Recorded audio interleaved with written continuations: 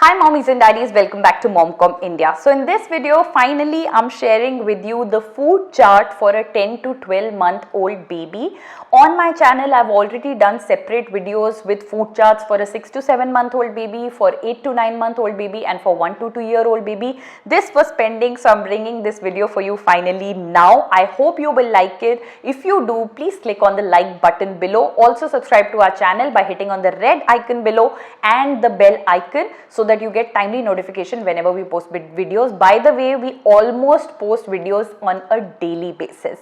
Now let's get started. अगर आप एक हिंदी व्यूअर हैं तो इस टॉपिक का हिंदी वर्जन हमने कल अपने चैनल पे पोस्ट कर दिया है. So my son is already 20 months now, and whatever I'm going to share in this video is purely basis my experience, our style of living, the food that we like to eat.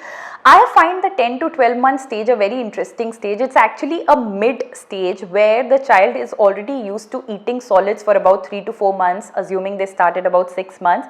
And now they are getting ready to get into a world where they can eat anything and everything, because post 1 year your child can pretty much eat everything. Everything is allowed.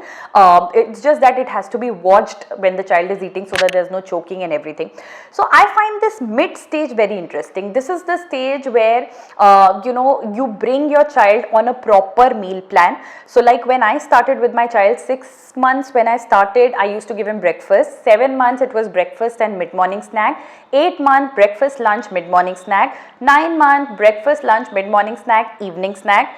10 to 12 months, the only thing that was left was dinner. So all that I had to practice with my child was dinner, so that my child is used to having dinner over a period of time. And by 1 year, he was all set on a proper meal plan, which was breakfast, lunch, dinner, 2 times snacks in a day. So basically 3 meals, 2 snacks, and apart from that, the milk intake, which was gradually coming down, which is how it's supposed to be. That's number 1.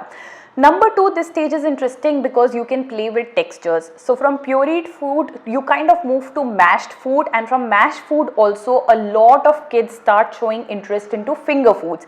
They like to hold the spoon, they like to take control of the food that they are eating, they like to pick things. So it is very important for parents to let their children mess with food as much as they want to, so that they can learn how to self-feed also. Over a period of time, you can definitely do a combination where the child does some feeding and you also continue to feed the child, so that the child is not left empty stomach. But it's a good idea to keep the child involved. This ways you won't have to worry about the distractions to keep the child involved in feeding. So that way also this is very good. And third, in this stage, the child can pretty much eat everything. There are very few things that the child cannot eat, like sugar, salt, cow milk, egg white, peanut butter. These are things that will start after 12 months, but apart from that, the child can pretty much eat everything. So it's a very good stage to explore with all the foods that are pending.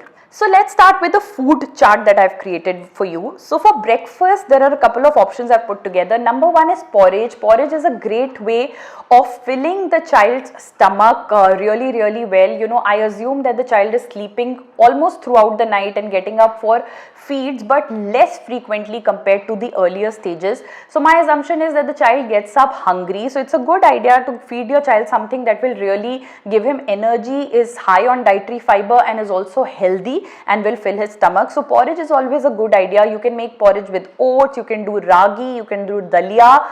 You can make simple porridge if your child does not like sweeteners. If your child likes sweeteners, you can add fruits, jaggery, date syrup, dates powder. All of these things are some things that you can add at this stage. Second option is Cerelac. For me, Cerelac was the last option, and I used to give it on days when my child would not want to eat anything else that I'm giving, any homemade food. But in case you feel that you still want to continue to give Cerelac, then Cerelac is always an option. I used to give my child Nestle Cerelac, and Nestle Cerelac has different varieties which are applicable for different age groups, so you can always check that on their pack. The third option is bread. This stage is a good stage to introduce bread, although the disclaimer is that bread can cause constipation to a lot of babies. So if you see that your baby is having constipation because of bread, you may want to delay the introduction of bread, for a couple of months later, because the digestive system is still building up and it kind of matures between 1 to 1.5 years. You can make bread with butter, you can add ghee, you can add avocado, you can make French toast with only egg yolk. All of these are good healthy bread options. Then you can give egg yolk in different forms. Like I said, egg white can't be given before 1 year, but egg yolk can definitely be given. You can give scrambled egg, you can give pureed egg mixed with milk, you can make egg yolk omelette. So all of these are good options. Then you can give chila. I had posted suji chila recipe on my channel a couple of months back, and so many mothers wrote to me about how their kids love it, how tasty it is, how soft it is. You know, even kids who don't have teeth yet are able to swallow it easily. So that's a great option. And chila can be made with suji, chila can be made with moong dal. Moong dal chila is very healthy and very high on protein. You can make oats chila, you can make ragi chila. The best part about chila is you can add a lot of hidden vegetables in it. You can add paneer in it, you can add curd in it. So there's so much that can go inside it that, you know, your child will not even get to know as to what it is, but inside it's a really healthy food option. Then you can make pancakes. A lot of kids love pancakes, and you can make pancakes with banana. You can add egg yolk in it, you can add milk in it, you can add date syrup, you can add jaggery. Basically, again, you know, a food that has a lot of hidden gems to it. Then upma is a very good option. You can add make poha upma, you can make suji upma. So these are good options. Soft parathas are very good option of introduction at this stage. Aloo paratha, peas paratha, palak paratha, beetroot paratha. All these type of parathas you can give with butter, you can give them with curd as a side. You know, kids just love it. If you feel that your kid is having difficulty to swallow the paratha, you can always dip it in curd and then give. The kid will also love it and it will be easier, and that way you're giving curd also, which is again a very good probiotic for the kids. Then South Indian cuisines. I think so many kids just love South Indian cuisines. They just pick up the idli and want to hold it and eat, and it's a great finger food also to help them learn how to self-feed. So you can make idli with beetroot, you can make idli with carrots, you can do dosa, you can do uttapam, you can do ragi dosa, you can do oats dosa. So many varieties of South Indian cuisines that you can do for your kids. So all of these are heavy breakfast options that I gave you. Assuming you give your child a heavy breakfast, my suggestion is that the mid-morning snack should be on a lighter side.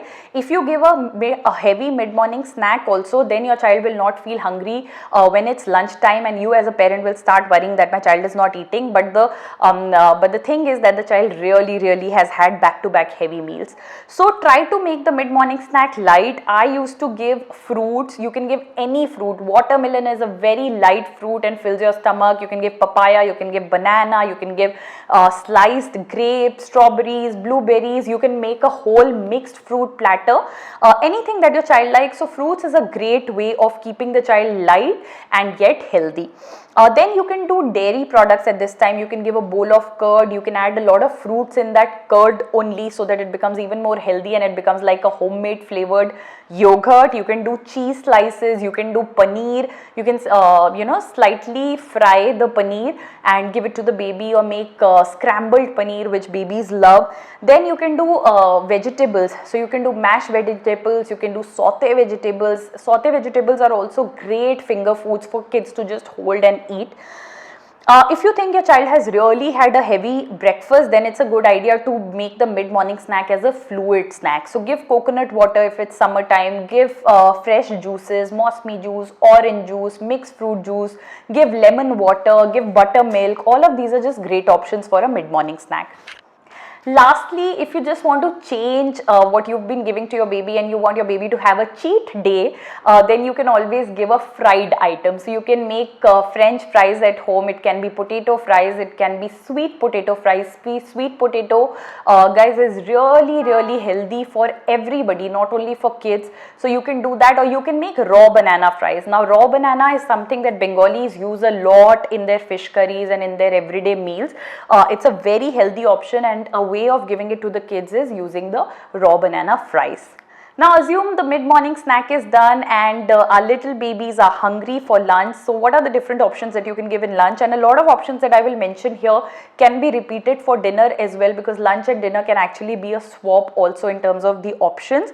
So for lunch, I used to prefer a rice-based meal, because rice kind of fills your stomach for a couple of hours, but again makes you hungry also, so that it's not that you're done for the day. So rice based meal for kids, they love khichdi. Khichdi can be made, it can be a rice and dal based khichdi, it can be oats khichdi, it can be dalia khichdi, it can be sabudana khichdi. You can make pure simple khichdi, or you can mix, you can give khichdi and along with that give a bowl of curd. Kids love that also. Or you can put a lot of vegetables in khichdi. That way your kid will get vegetables also. Then fish, my kid is a fish and chicken lover. So fish and rice in a way has been his staple meal.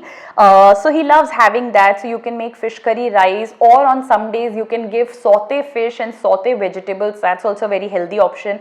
Then you can give chicken curry rice. You can give chicken curry roti also. The chicken should be so soft that the child can easily swallow it, and you can dip the roti, or the bread in the curry and give it to the child. That way the child can easily swallow it. Then pulao is a great option. We've done a very healthy, colorful pulao recipe on our channel. You can check that. Dals are very good source of protein, especially for vegetarians. So you can give dals, and in dals also you can hide the vegetables. Like you can make dal palak.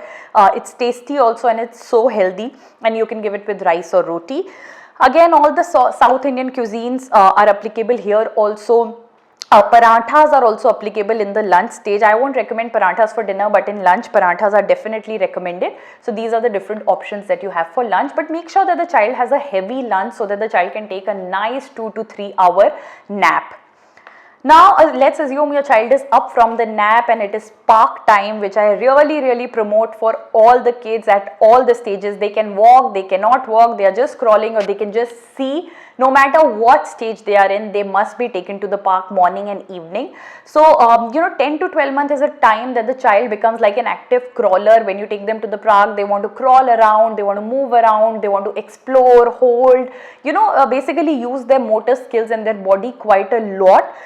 So they will be using a lot of their energy in the park. So it's a good idea to give them a heavy snack in the evening, because all that they eat, all that they get through that snack will actually be utilized in their activities, and when they come back for dinner they will be hungry. So don't give a light snack, give a heavy snack. So the heavy snacks, the options can be soups. If it is winter time, soups give you this natural warmth also, give you a lot of energy also, and are very healthy. So you can give soups, vegetarian soups, chicken soups. With soups you can put a bread slice also along with that if your child is really hungry. You can do smoothies. Smoothies can be so many options: date smoothie, banana smoothie, avocado smoothie, strawberry smoothie. Just so many options are there. You can watch videos on YouTube. You can again give fruits here. If your child doesn't want to have a heavy meal, you can always give fruits. Apart from that also, I think when you go to the park in the evening, it's a good idea to carry a banana with you. Banana is a short bestseller with the kids and gives instant energy. So just keep that as a backup.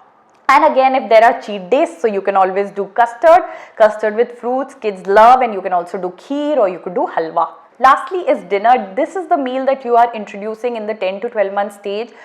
Initially your child may have just very few spoons, because your child is used to having just milk in the night, so it will take some time, but gradually the quantity will increase. The child will get used to the whole concept of having dinner, and after dinner if your child feels hungry, you can always follow it up with milk just before the child is sleeping, so that he sleeps on a full stomach.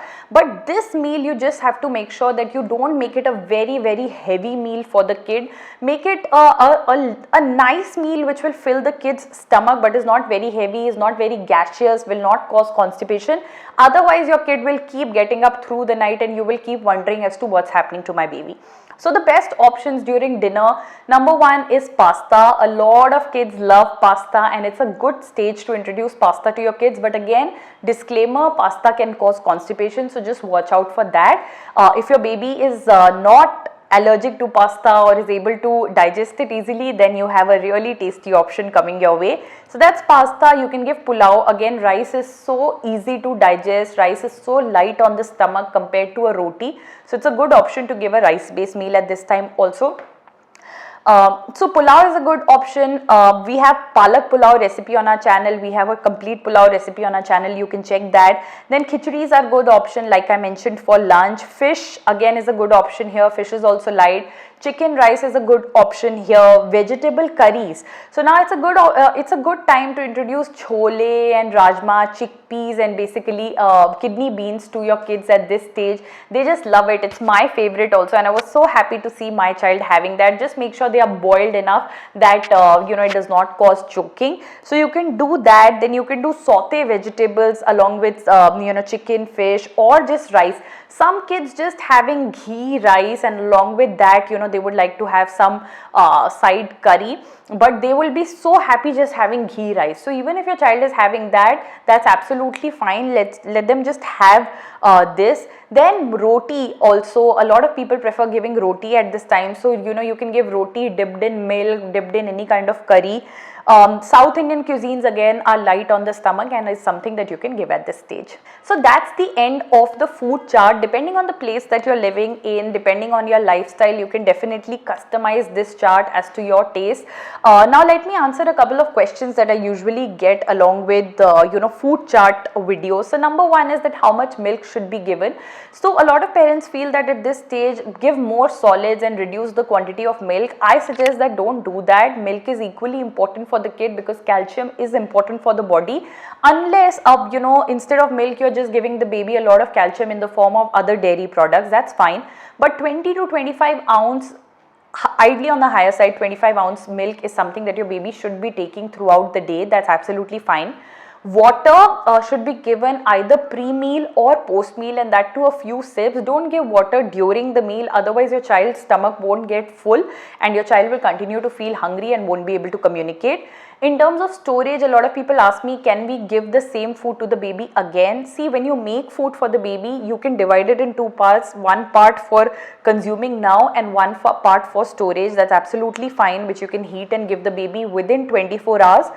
But if the baby has already tasted the food, then don't restore that food and then reheat and give it to the baby. Add a lot of ghee to your baby's diets. They really need it at this stage. Since the children want to explore so much, we end up giving them certain junk food, especially these chips and all, which are so high on salt. We give them a lot of biscuits which are so high on sugar. We give them cakes from outside. I feel that these are not healthy ways of letting your baby gain weight. Although my perspective on weight gain is completely different. Weight gain is not an ideal parameter of a baby's health, but still, if you're somebody who wants your baby to gain weight through foods, then the better options are things like ghee, avocado, banana. There's a separate video on our channel where we've talked about this in detail. You can always watch that. And last question, parents tell me that my baby is still having pureed food, he's still not coming on to mashed food, what do I do? Or my baby is not having food at all.